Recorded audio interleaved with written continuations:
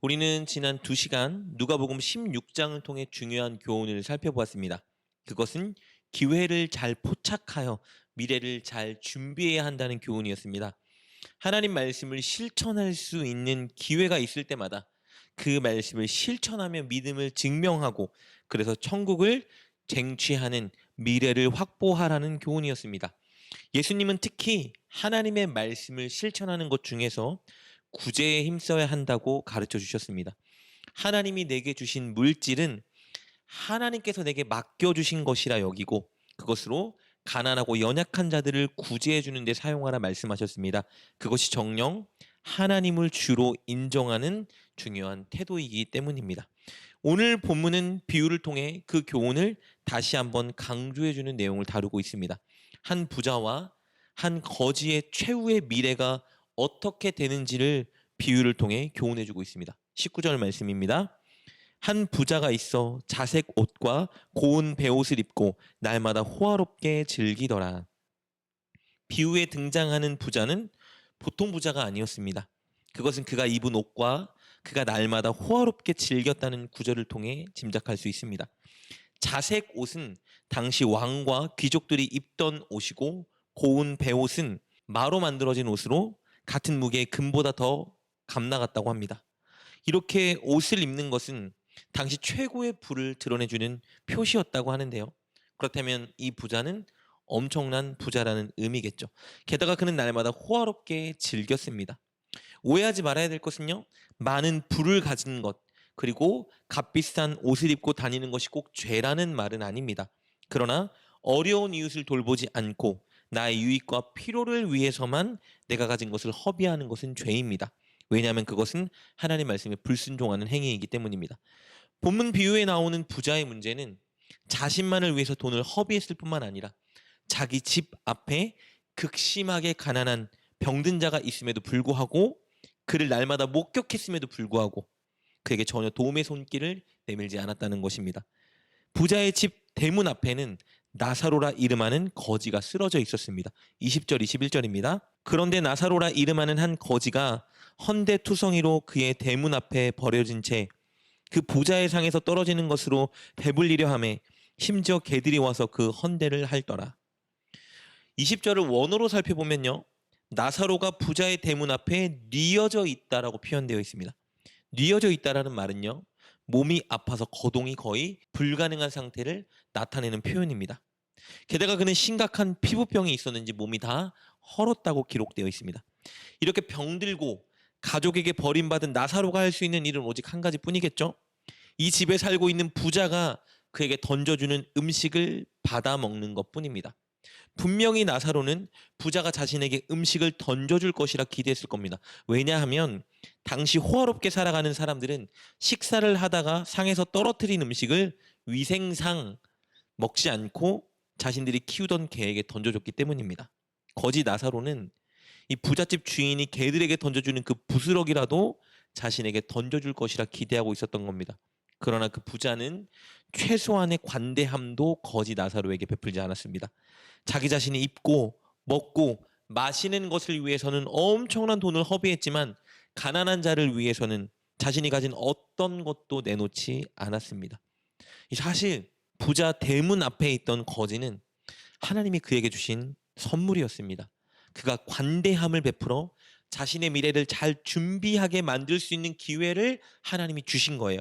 그러나 부자는 거지에게 어떠한 도움도 주지 않았고 결국 자신에게 다가온 기회를 발로 걷어차 버린 꼴이 된 것입니다. 그리고 시간이 지나 이 둘이 이 땅에서의 삶을 마감하고 영원히 사는 영생의 세계에 가게 됩니다. 그리고 그곳에서 놀랍게도 이 둘의 운명이 완전히 역전된 것을 보게 됩니다. 22절 23절입니다. 이에 그 거지가 죽어 천사들에게 받들려 아브라함의 품에 들어가고 부자도 죽어 장사되매 그가 음부에서 고통 중에 눈을 들어 멀리 아브라함과 그의 품에 있는 나사로를 보고 이 땅에서 고통 속에 산 나사로는 천국에 들어갔고 이 땅에서 호의호식하며 살던 그 부자는 음부에 들어갔습니다. 음부는 보통 마지막 심판이 있기 전 임시적으로 들어가 대기하는 곳이라는 인식이 있습니다. 그러나 본문에서는 그저 지옥으로 이해해도 좋을 것 같습니다. 여기서 오해하지 말아야 될 한 가지 중요한 진리가 있습니다. 나사로는 이 땅에서 가난하고 불쌍한 인생을 살았기 때문에 천국에 들어갔고, 부자는 이 땅에서 호의호식하며 잘 살았기 때문에 지옥에 들어갔다라는 오해입니다. 이것은 전적인 오해죠. 가난하거나 혹은 부자이기 때문에 들어갈 수 있고 들어갈 수 없고 이런 것이 아닙니다. 천국은 오직 믿음으로 들어가는 곳이죠. 그 믿음은 그런데 반드시 올바른 행함을 수반하는 믿음입니다. 나사로가 천국에 들어간 이유는 그에게 믿음이 있었기 때문이고, 부자가 천국에 들어가지 못하고 지옥에 간 이유는 믿음이 없었기 때문입니다. 그렇다면 부자가 믿음이 없었다는 것은 어디서 드러날까? 그의 소비 생활에서 증명됩니다. 정말 하나님이 창조주이시고 내 인생의 주인인 것을 믿는다면 반드시 하나님이 말씀하신 율법의 정신을 따르고 지키며 살아야 합니다. 그것은 하나님을 사랑하고 이웃을 사랑하는 실천입니다. 부자가 정말 하나님을 향한 믿음을 가졌다면 그는 날마다 문 앞에 놓여져 죽어가던 그 거지를 분명 도왔을 것입니다. 분명히 구제를 실천했을 것이에요. 그러나 그는 그 기회를 저버림으로써 그가 하나님 나라에 관심이 없다는 것을 증명하고 있었습니다. 하나님이 자신의 주인이 아니라는 것을 증명하고 있었던 거예요. 그 결과 그는 음부에 떨어지게 되었고 그곳에서 뜨거움과 갈증의 고통을 겪었습니다. 이 운명을 도저히 바꿀 수 없다는 것을 알게 된 부자는 하나님께 한 가지 부탁을 합니다. 27절 28절입니다. 이르되 그러면 아버지여 구하노니 나사로를 내 아버지의 집에 보내소서. 내 형제 5이 있으니 그들에게 증언하게 하여 그들로 이 고통받는 곳에 오지 않게 하소서. 부자 하나님께 부탁합니다. 그것은 나사로를 부자의 집에 보내서 그 부자의 가족들에게 한 가지 진리를 증언해 달라는 부탁입니다. 내 사랑하는 가족들이 나처럼 음보에 오지 않도록 그들이 그 땅에서 살아갈 때에 하나님이 주신 율법의 정신을 잘 따르고 가난한 자들을 돕게 증언해 달라 부탁하고 있는 것입니다. 내 가족들이 나처럼 돈을 사랑하지 않고 가난한 자를 외면하는 것이 아니라 오히려 가진 것으로 그들을 구제하는 삶을 살게 해달라 당부를 전해달라고 간구하고 있는 것이죠. 그러나 하나님은 그의 부탁을 거절하십니다.